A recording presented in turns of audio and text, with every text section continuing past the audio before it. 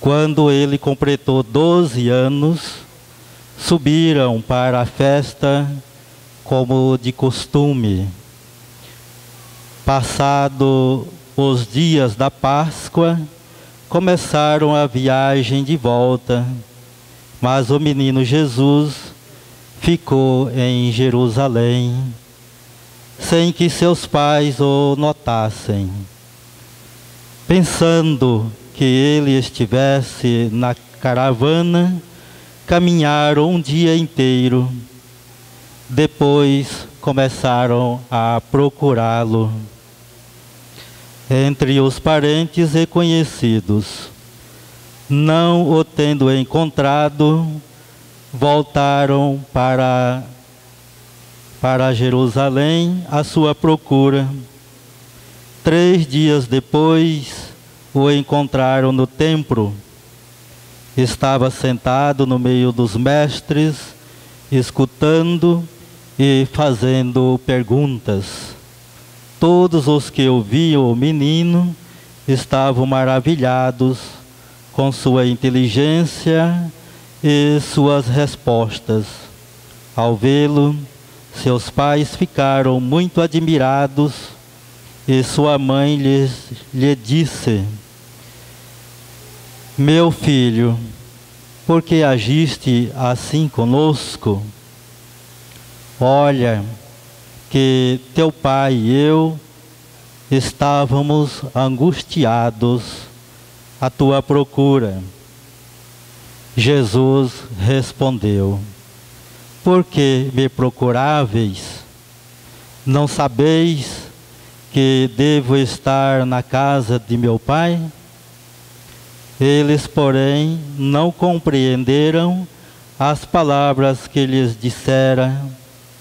Jesus desceu então com seus pais para Nazaré e era-lhes obediente.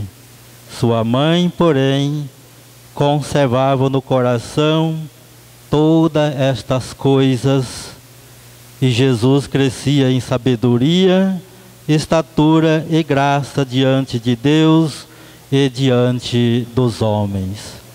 Palavra da salvação. Glória a vós, Senhor.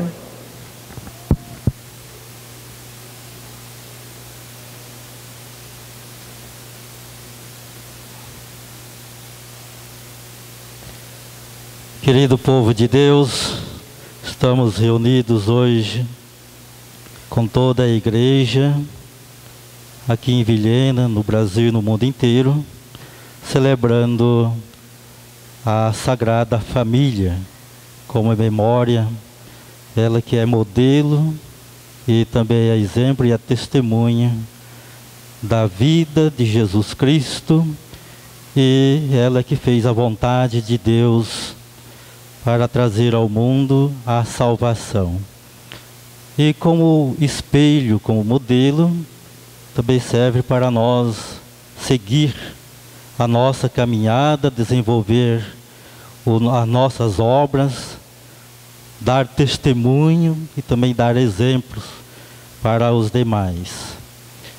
E vendo aí os textos bíblicos de hoje, então nos orienta a observar, sobretudo corrigir alguns podridão que carregamos na nossa vida, na nossa caminhada, na nossa casa, na nossa sociedade, no trabalho, na igreja e, sobretudo, aquilo que a gente vive em comunhão. E um dos princípios que se trata hoje essa liturgia é sobre respeito, fala sobre educação e cuidados. Cuidar dos pais é a base central para o perdão dos pecados e para conquistar a grande graça que nós almejamos aqui na terra, que é ser salvos. Salvos da corrupção, salvo de tanta violência, salvo de tantas sujeiras que o mundo nos impõe. E, portanto, observando esses textos bíblicos, uma das características que São Paulo deixou para a comunidade colossense é imbuir ou revestir-se da misericórdia, da bondade, da mansidão e da graça de Deus. Então essas são as características que devemos carregar para cada um de nós, para a nossa família e como pai, como mãe, irmãos e irmãs, tias e tios, avós, ensinar os seus netos, os seus filhos, seus sobrinhos, seus primos. Então, São Paulo orienta isso para a comunidade colóssia e também para a nossa comunidade hoje, para nossas famílias, principalmente de hoje. A família hoje é uma família quase que destruída por tantos males, tanta corrupção, tanta droga, tanta prostituição, tanta violência. A desobediência dos filhos traz angústia e traz desespero para muitas mães e muitos pais. E, portanto, a orientação, principalmente do eclesiástico hoje, é o zelo pelo pai e pela mãe. Isso é o que faz santificar. E para isso precisamos de cuidar. Precisamos de fazer uma grande limpeza. Limpeza no coração. Tirar de dentro do coração a maldade. Principalmente quando se trata de mentira. Muita mentira hoje dentro de casa, né? Parte dos pais e parte dos filhos. Então vive um enganando o outro. Então, portanto, é preciso de ser corrigido tudo isso para viver bem. Nem só para viver bem dentro de casa, ou ter paz, ter alegria, mas para obter a salvação, que já está perto. A nossa salvação, o nosso fim de mundo, que a Bíblia relata, está chegando, está aí. Quando aparecesse tantas coisas, tanta violência, isso já estava aproximando o tempo do juízo. Então o juízo está para ser concretizado como Jesus prometeu. Veio a primeira vez e virá a segunda vez. Diz ele que ninguém sabe o dia e nem a hora. Se eu soubesse a hora que eu ia morrer, o dia que eu ia morrer, eu não saía dos pés de Nossa Senhora. Eu ficava ali dia e noite sem comer e sem beber, para mim adquirir a salvação. Mas como eu não sei, então eu fico perambulando, né, por aí. Então essa é a nossa vida. Quando a gente não sabe o que vai acontecer com a gente fica naquela, né? As comparações que Jesus faz é bem clara. Se a gente soubesse a hora que o ladrão ia lá roubar a casa, a gente esperava, né? Ficava vigiando para defender a casa. Como a gente não sabe, a gente vai dormir tranquilo. Aí o ladrão dá na teia e vem lá e rouba, e até vezes prende a gente lá no banheiro, marra, e assim porque a gente não está esperando, pegou de surpresa. Essa comparação Jesus faz com a vinda dele. Quando a gente bem não espera, então fica despreparado, é a hora. Então, para que a gente não falhe, não tarda, e nem passa despercebido por isso. Então temos que vigiar dia e noite, minuto por minuto, segundo por segundo. E Jesus dá o exemplo de obediência quando seus pais lhe procuram por 3 dias conversando no templo, dá aquela resposta para a mãe dele: não sabia que eu deveria estar na casa do meu pai. Então, portanto, Jesus tinha consciência, já com 12 anos, que ele estava representando o seu pai aqui na terra em espírito. Portanto, o Evangelho diz que ele crescia em sabedoria e estatura, na graça de Deus, e era obediente aos seus pais.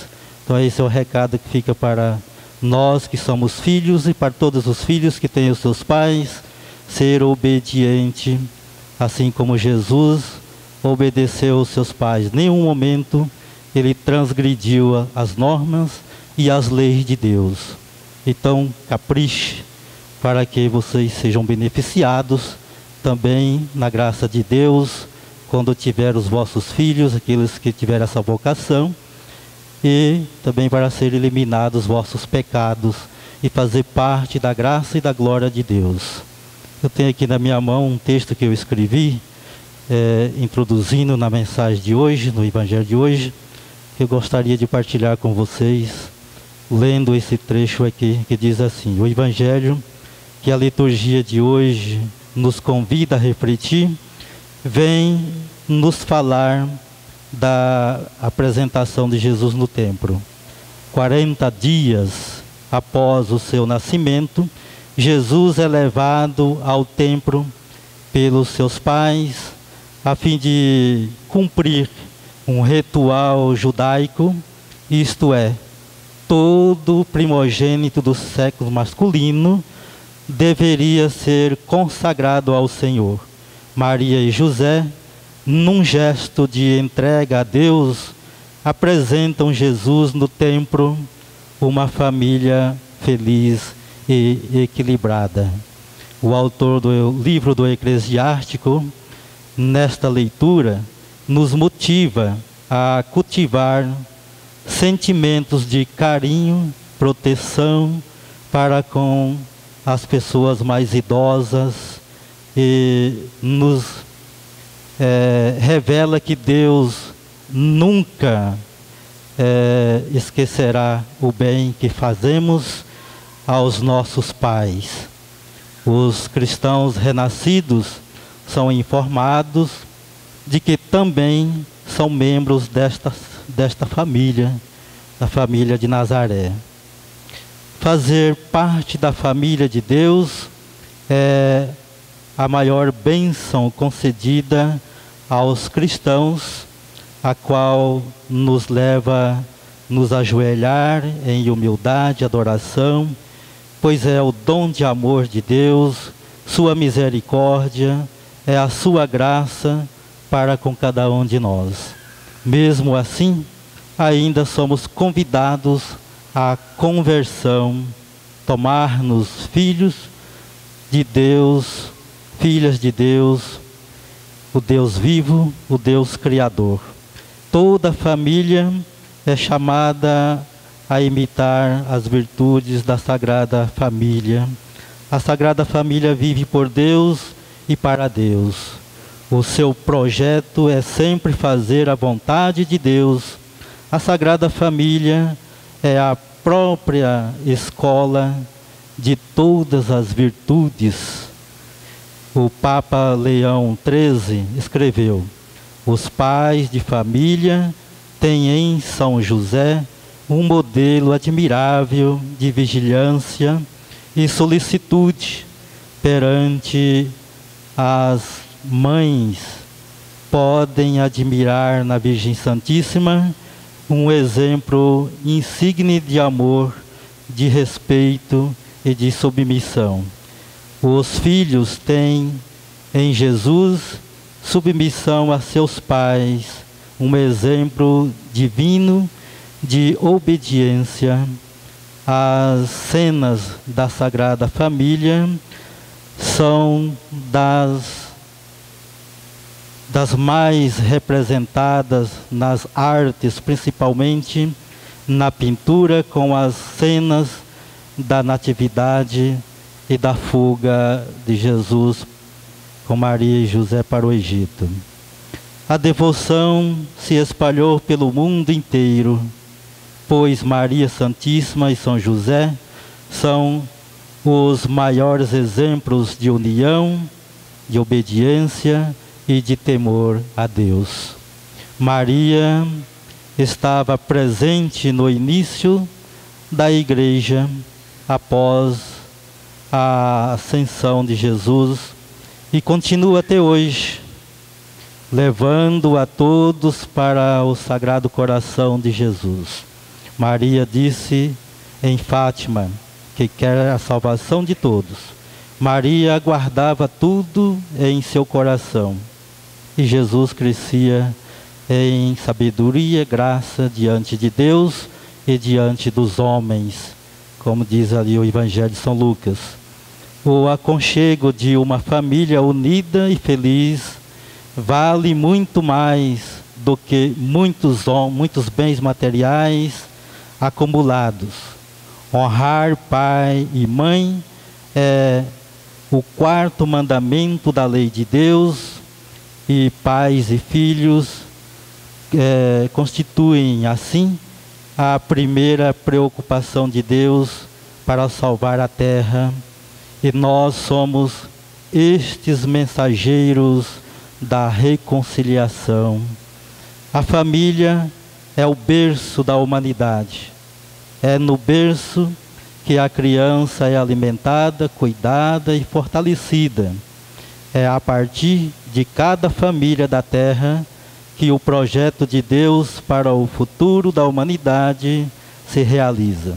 Por isso, São João Paulo II já afirmava que a família é a esperança da humanidade. A família é, portanto, uma escola onde a humanidade é forjada e preparada para enfrentar os desafios da vida e do mundo. Por meio da família, toda a existência humana é orientada para o futuro. E se a família for um lugar seguro, onde Deus habita, aí então ela terá com certeza um futuro abençoado. Amém? Louvado seja nosso Senhor Jesus Cristo. Para sempre seja louvado.